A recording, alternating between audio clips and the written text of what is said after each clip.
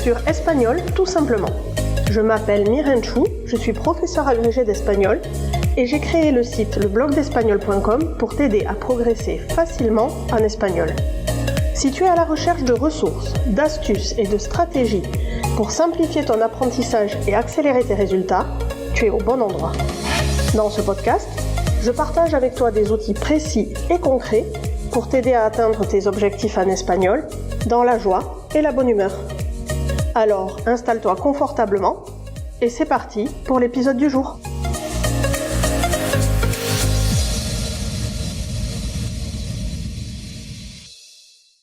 Hola, hola, j'espère que tu vas bien. Pour ma part, tout va très bien et je suis ravie de te retrouver pour ce nouvel épisode de Espagnol tout simplement. Aujourd'hui, on va voir comment exprimer l'habitude en espagnol.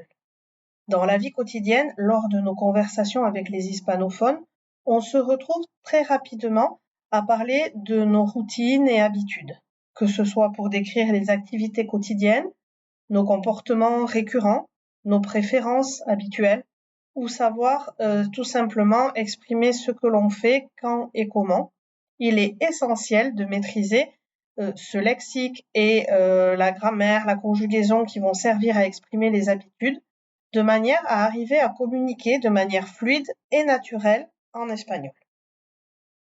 Dans cet épisode, on plongera dans les différentes façons d'exprimer les habitudes en espagnol, en commençant par les temps verbaux, puis en voyant le vocabulaire associé à la fréquence et en terminant par les expressions spécifiques pour exprimer l'habitude. Que tu sois un débutant cherchant à renforcer tes bases linguistiques ou un apprenant plus avancé et désireux d'affiner ton expression, tu trouveras ici une mine d'informations pour enrichir ton vocabulaire et perfectionner ton espagnol. Alors prépare-toi à explorer les nuances de la langue espagnole et à acquérir tous les outils nécessaires pour parler de tes habitudes comme un véritable natif.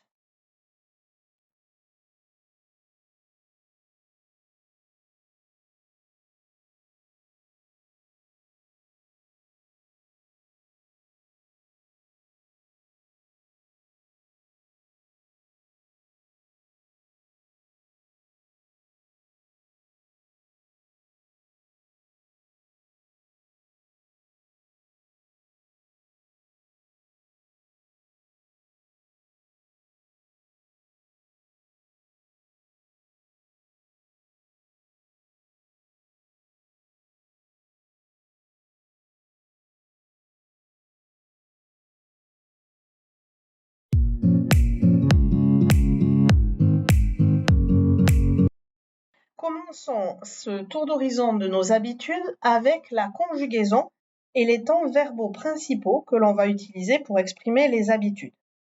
Pour parler de tes routines en espagnol, tu utiliseras principalement 2 temps verbaux. Évidemment, d'autres temps sont possibles, mais ces 2-là sont essentiels à connaître.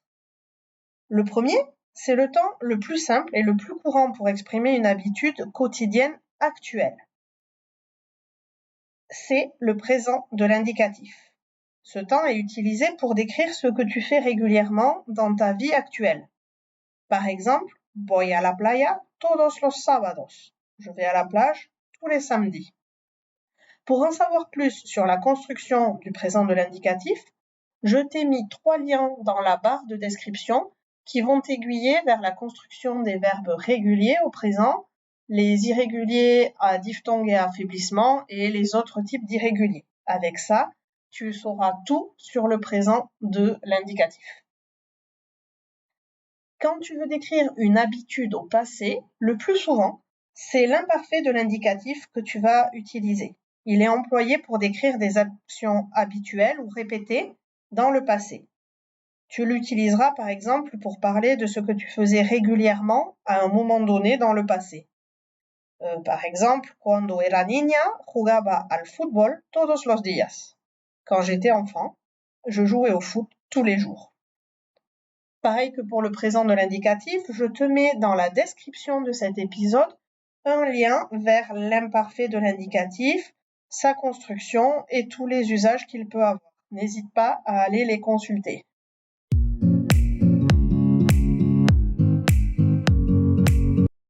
Un deuxième point clé pour exprimer l'habitude, ce sont les expressions de fréquence. Pour dire à quelle fréquence, avec quelle récurrence tu fais les choses, tu vas avoir besoin d'expressions qui ajoutent de la couleur à ton discours, le rendent plus dynamique et surtout le rendent plus précis. Ainsi, on va voir ensemble quelques-unes des expressions les plus courantes pour exprimer la fréquence.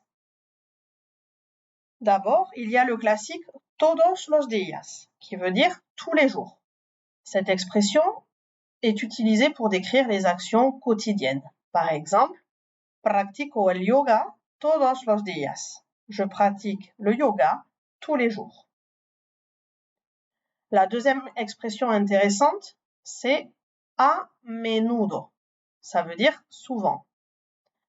Elle est employée pour indiquer une action qui se répète fréquemment, mais pas nécessairement tous les jours. Par exemple, voy al cine a menudo. Je vais souvent au cinéma. Un degré en dessous, on retrouve a veces, qui se traduira par parfois. On utilise cette expression pour décrire une action qui se produit de temps en temps. C'est d'ailleurs une autre traduction possible de ce a veces. Quoi qu'il en soit, ce n'est pas quelque chose de fréquent et régulier. Par exemple, a veces voy al teatro, que l'on pourra traduire par « je vais parfois au théâtre » ou « je vais de temps en temps au théâtre ».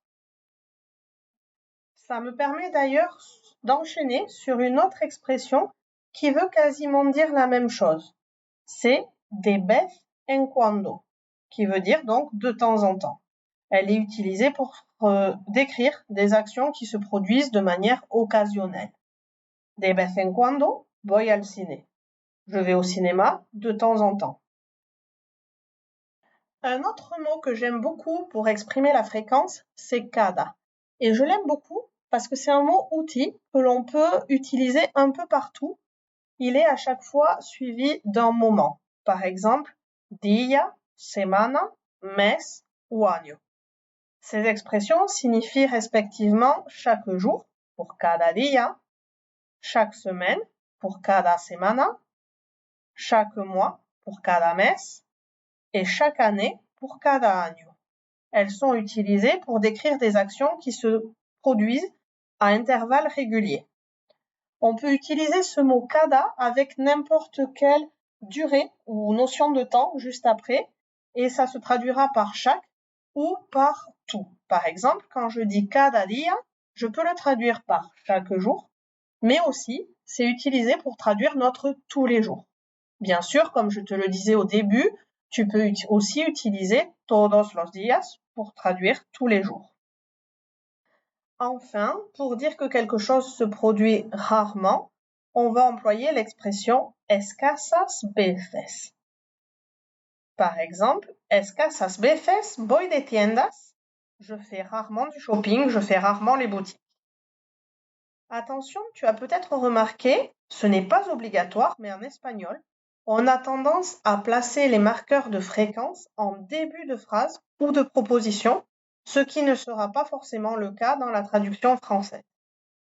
Quoi qu'il en soit, en intégrant ces expressions dans ta conversation, tu rendras ton discours beaucoup plus vivant, plus naturel et bien plus précis.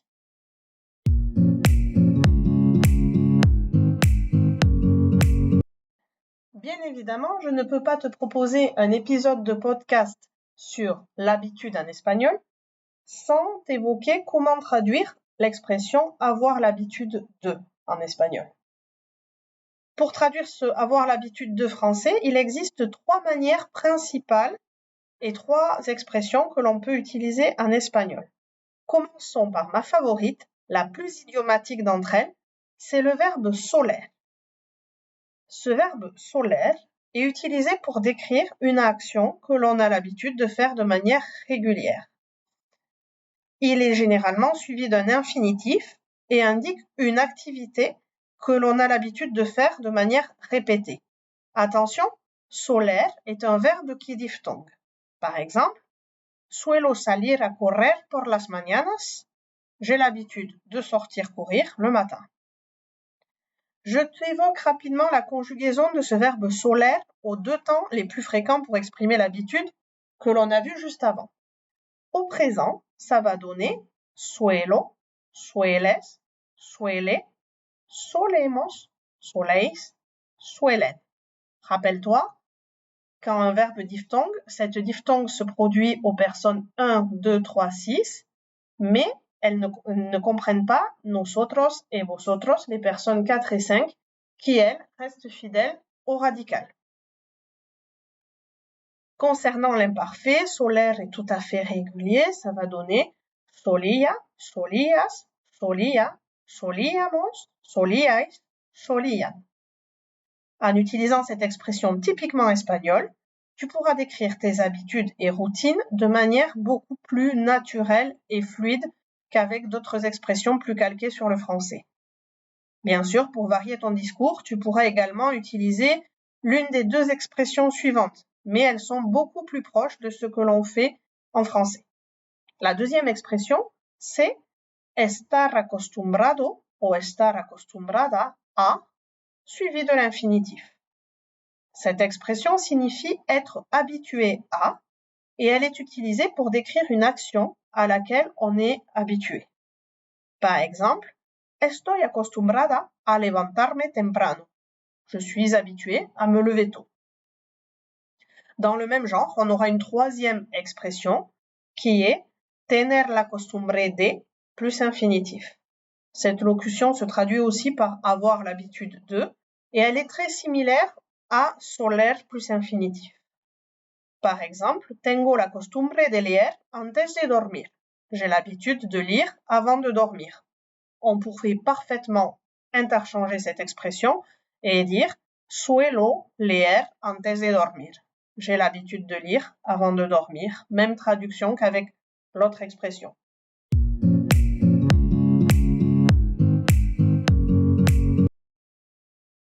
Et voilà, tu as désormais toutes les clés en main pour exprimer efficacement tes habitudes en espagnol.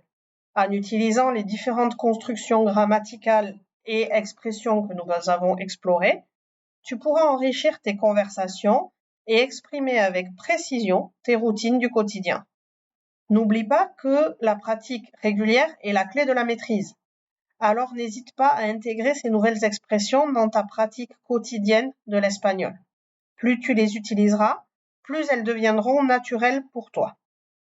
Si tu veux aller encore plus loin dans ton apprentissage de l'espagnol et avoir toutes les ressources essentielles, triées et simplifiées à portée de main, n'hésite pas à aller jeter un coup d'œil à mon pack tout en un espagnol simple et pratique pour continuer à progresser. Je te mets le lien dans la description de cet épisode. Alors qu'attends-tu? Lance-toi dès maintenant et commence à intégrer ces nouvelles expressions dans ta pratique quotidienne de l'espagnol. Te deseo ánimo, suerte, te digo cuídate y hasta pronto.